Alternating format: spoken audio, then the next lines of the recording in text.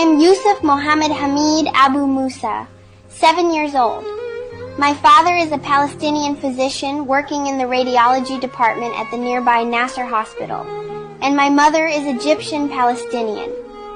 My grandmother is from Sharqiya, Egypt, so my father was able to get Egyptian citizenship through her, and my siblings and I also obtained Egyptian citizenship. I have a sister named Judy and a brother named Hamid. I'm the youngest. On October 15th, there was shelling by the Israeli occupation forces on the Nur al-Shams refugee camp inside Tulkarm city in the West Bank. My dad was working a 24-hour shift in the emergency department. Before he left, I called for him, my mom, and my siblings. I told them I wanted a family hug, for us all to stand together and hug each other. Dad went off to work, and 2 hours later, we heard the sound of shelling. Our house wasn't very far, and Dad started asking where the shelling was coming from, saying he could hear it was close. He called my mom, but she didn't answer. He called again, and when she picked up, he heard screaming. Dad lost his nerves and ran to the emergency room. As soon as he arrived, he could hear my mom's and brother Hamid's voices screaming. Dad tried to calm them and make sure they and his brother's kids were okay. Then he asked my mom, "Where is Yusuf?" She said she didn't know where I was. Dad kept asking everyone around where I was, but everyone he asked would turn their face away, avoiding answering. Then he went into the resuscitation room and saw a doctor who knew him and me. As soon as the doctor saw my dad, he didn't know what to say. Dad lost his nerves again and kept running around asking, "Where is Yusuf?" My mom had stopped too, and they were all saying, "Yusuf is 7 years old. His is a white sweet boy with curly hair." There was a photographer taking pictures of the injuries and events. He opened his camera and started showing my mom and dad the photos until my dad recognized me from my clothes in one of them.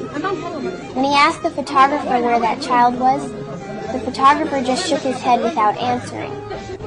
Then someone there said, "I was carrying him and took him to the fridge," meaning the mortuary.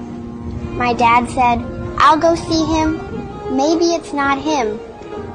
But he couldn't walk. He was so scared. When he got there, he saw his colleagues looking at him sadly, and they helped him into the mortuary.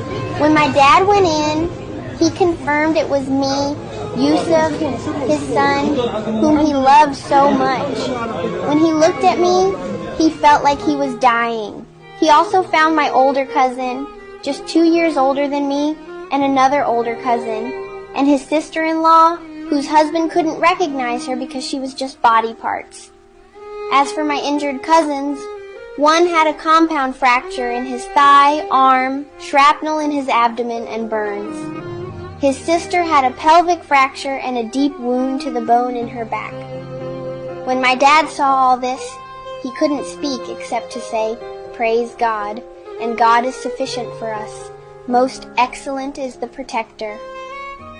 My dad couldn't tell my mom that I had been martyred because when he told my brother Hamid about me, he had a nervous breakdown, screaming, "I want Yusuf."